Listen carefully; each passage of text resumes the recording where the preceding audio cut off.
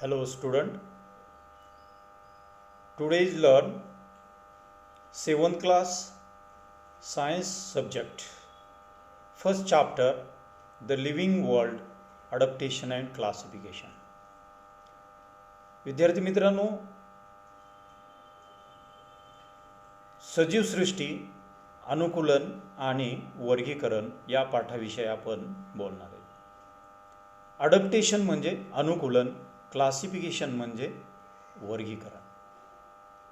Let's recall, dear students, in what different ways is the diversity in the living things seen. सजीवांमध्ये विविधता कोणकोणत्या बाबीमुळे लक्षात येते. आता विद्यार्थी मित्रांनो, डायव्हर्सिटी म्हणजे काय? डायव्हर्सिटी म्हणजे विविधता. लिव्हिंग थिंग्स म्हणजे सजीव. Living things include plants and animals. सजीवामध्ये मुख्यतः समावेश कोणाचा होतो विद्यार्थी मित्रांनो? प्राणी आणि वनस्पतींचा होतो. A great variety of plants in found on the earth. विद्यार्थी मित्रांनो, पृथ्वीवर अनेक प्रकारच्या वनस्पती आहेत.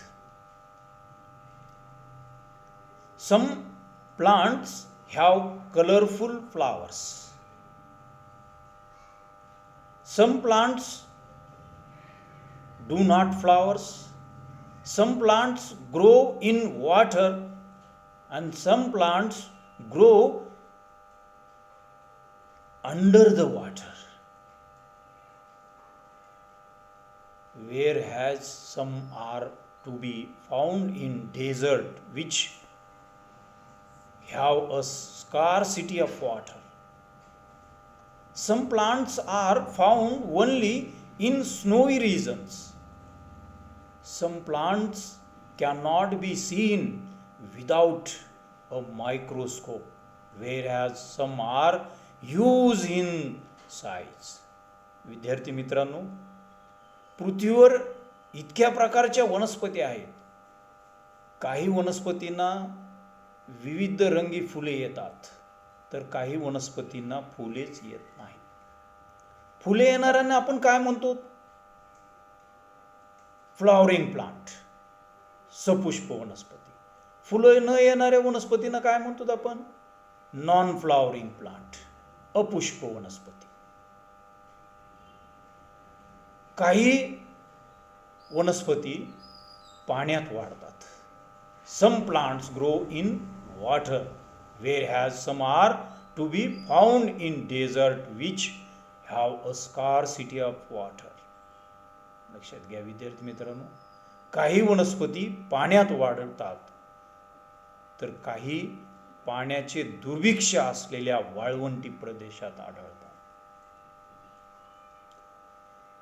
काही वनस्पती स्नोई रिजन म्हणजे हिम प्रदेशात आढळतात आणि काही वनस्पती ना पाहायचं असेल तर सूक्ष्मदर्शकाच्या खाली पाहावं लागतो. सूक्ष्मदर्शकाचा वापर करावा लागतो. आणि काही वनस्पती फार मोठ्या असतात.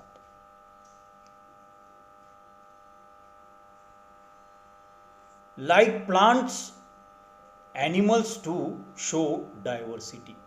विद्यार्थी मित्रांनो, जसं वनस्पतींमध्ये विविधता दिसून येते, तसं प्राण्यांमध्ये सुद्धाही विविधता दिसून येते. Animals to show diversity. Some are unicellular, others multicellular.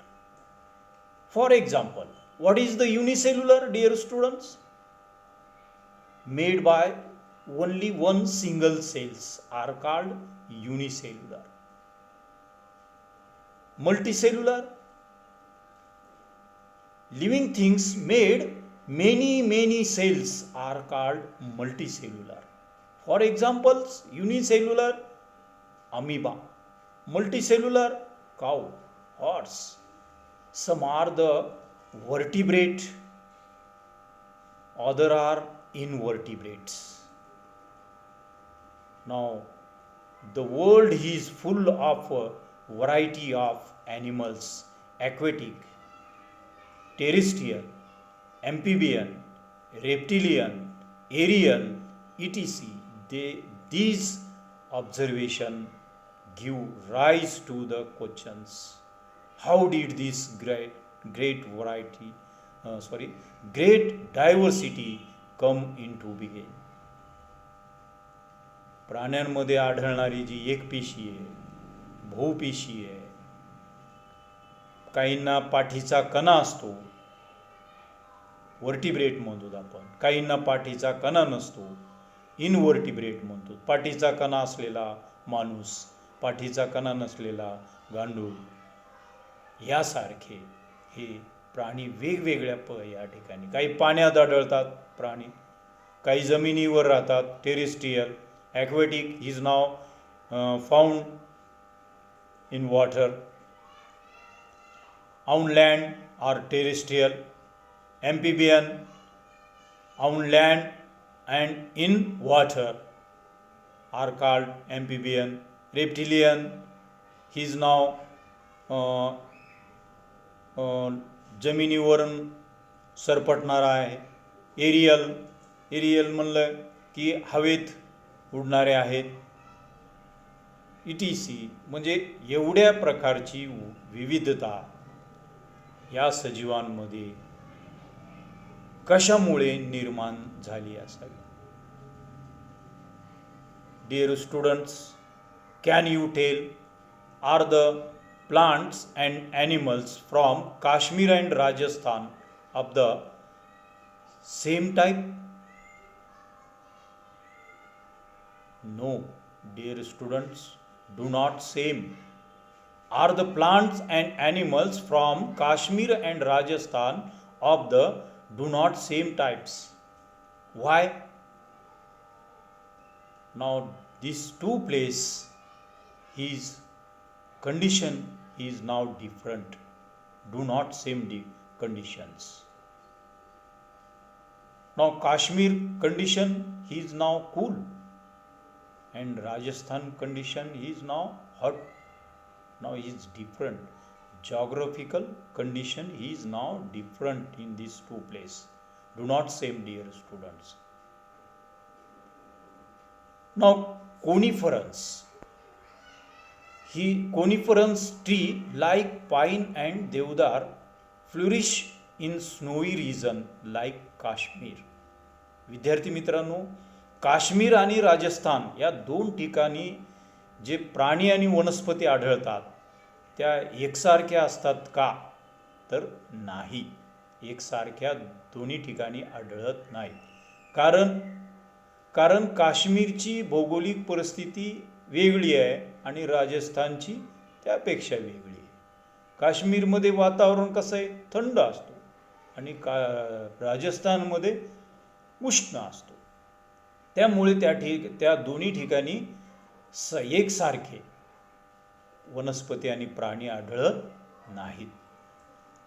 आता काश्मीरमध्ये ज्या वनस्पती आढळतात त्या कशा असतात? आपल्याकडे जसे डेरेदार असतात वृक्ष त्या ठिकाणी नसतात. त्या ठिकाणी कशा असतात? शंकू आकृतीसारख्या असतात. कोनिफरन्स ट्री लाईक पाईन अँड देवदार. कोणते आढळतात ते कोनिफरन्स?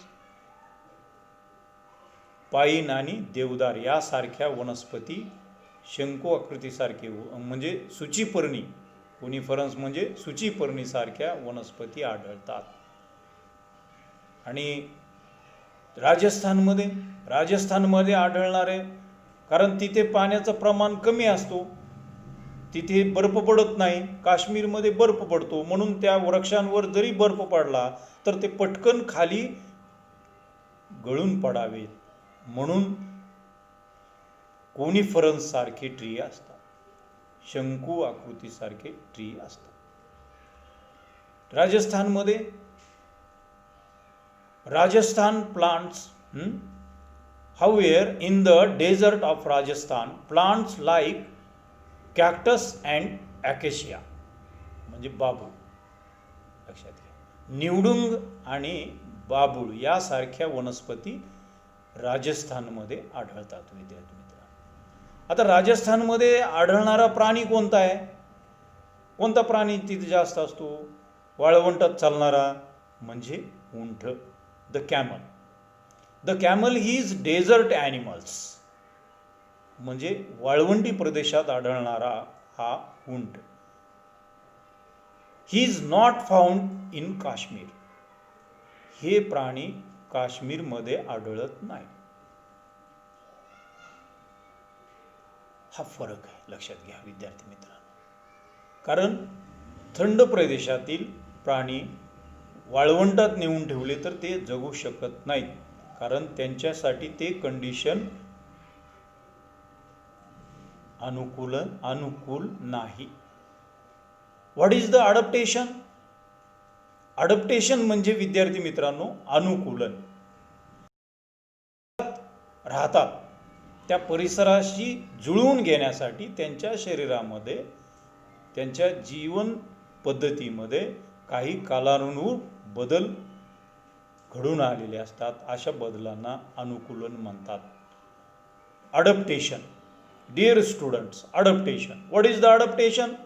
Gradual changes occur in the body parts and also is the behavior of organisms which help them to adjust their surroundings. Such changes are called adaptation. They take place over a long period of time in adaptation. Thanks, dear students.